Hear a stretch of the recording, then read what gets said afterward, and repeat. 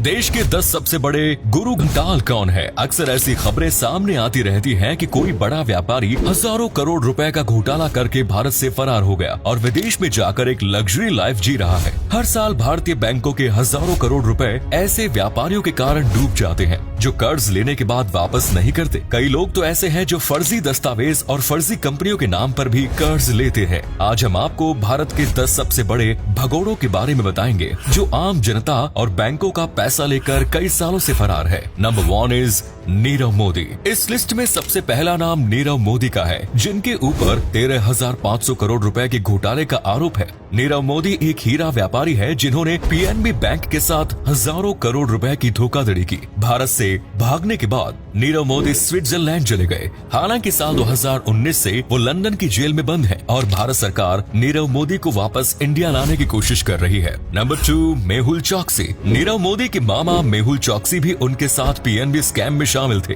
Geetanjali James limited group के नाम पर मेहुल और नीरव ने बैंक से 7110 करोड़ रुपयों का लोन लिया। इस घोटाले के सामने आने के बाद मेहुल एंटीगुआ देश भाग गए और साथ ही भारत की नागरिकता भी त्याग दी। इससे पहले साल 2006 में मेहुल पर स्टॉक मार्केट संबंधित धोखाधड़ी का केस भी दर्ज किया गया। Number 3 Vijay Mallya. Vijay Mallya Kingfisher company के मालिक हैं, जिनके ऊपर 9,000 करोड़ रुपए लेकर फरार होने के आरोप लगे हुए हैं। करीब 17 बैंकों से माल्या ने लोन लिया हुआ था। साल 2016 में माल्या भारत छोड़कर लंदन चले गए। लंदन जाने के बाद उन्होंने राज्यसभा सांसद के पद से इस्तीफा भी दे दिया और सरकार ने उनका पासपोर्ट भी रद्द कर दिया। नंबर 4 ललित मोदी। आईपीएल के पूर्व कमिश्नर और चेयरमैन ललित मोदी के ऊपर 7,000 करोड़ की मनी लॉन्ड्रिंग के आरोप लगे हुए हैं।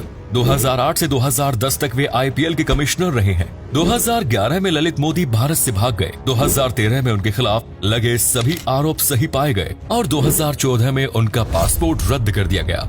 तब से लेकर आज तक ललित मोदी भारत नहीं आए। कुछ समय पहले सुष्मिता सेन के साथ अपने रिश्ते को लेकर भी ललित मोदी चर्चा में रहे। नंबर 4 मलविंदर सिंह और शिविंदर सिंह। रेलिगेयर कंपनी को बर्बाद करने का श्रेय इन सिंह ब्रदर्स को जाता है। मलविंदर और शिविंदर के ऊपर अपने परिवार की कंपनी का बकाया रकम न चुकाने के आरोप है। इन दोनों ने अपने शेयर बेचकर कर्ज उतारने की कोशिश भी की, लेकिन फिर भी वे पूरा कर्ज नहीं उतार पाए। इन दोनों भाइयों के ऊपर 740 करोड़ रुपयों की धोखाधड़ी का आरोप है। नंबर 6 आशीष जोबन पुत्र। आशीष गुजरात के एक बड़े व्यापारी हैं, जिन्होंने बैंक अधिकारियों के साथ मिलकर 840 करोड़ रुपयों का फ्रॉड किया। उनके ऊपर कई अवैध ट्रांजैक्शंस करने के आरोप लगे हुए हैं। वो लगातार प्रवर्तन निदेशालय के निशाने पर रहे हैं। समय समय पर ईडी द्वारा उनकी संपत्ति जब्त की जा रही है, जिससे कि बैंकों को उनका पैसा वापस मिल सके। Number 7 Jatin Mehta. Winsome diamonds company के मालिक जतिन मेहता एक प्रसिद्ध हीरा और गोल्ड के व्यापारी हैं, जिनके ऊपर करीब $1 billion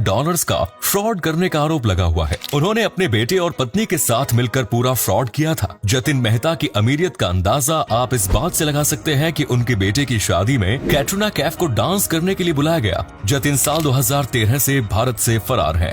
number 8 Sanjeev Chawla. Fixing की दुनिया में संजीव चावला एक बड़ा नाम हुआ करते थे। वे एक बुकी थे जिनके ऊपर साल 2000 में मैच फिक्सिंग के आरोप लगे। संजीव इसके बाद भारत से लंदन भाग गए। हालांकि साल 2020 में उन्हें भारत वापस लाया जा चुका है और प्रवर्तन निदेशालय द्वारा उनसे लगातार पूछताछ जारी है। नंबर 9 नितिन संदेसरा। नितिन संदेसरा स्टर्लिंग बायोटेक कंपनी के मालिक हैं, जिनके ऊपर 5,000 करोड़ से अधिक का बैंक फ्रॉड करने का मामला दर्ज है। ये केस सामने आते ही नितिन ने भारत छोड़कर नाइजीरिया को अपना ठिकाना बना लिया। हालांकि जब बाद में जांच हुई तो पता चला कि नितिन ने कुल 14,500 करोड़ रुपयों का फ्रॉड किया हुआ है, जिसमें उनके भाई चेतन संदेसरा भी शामिल थे।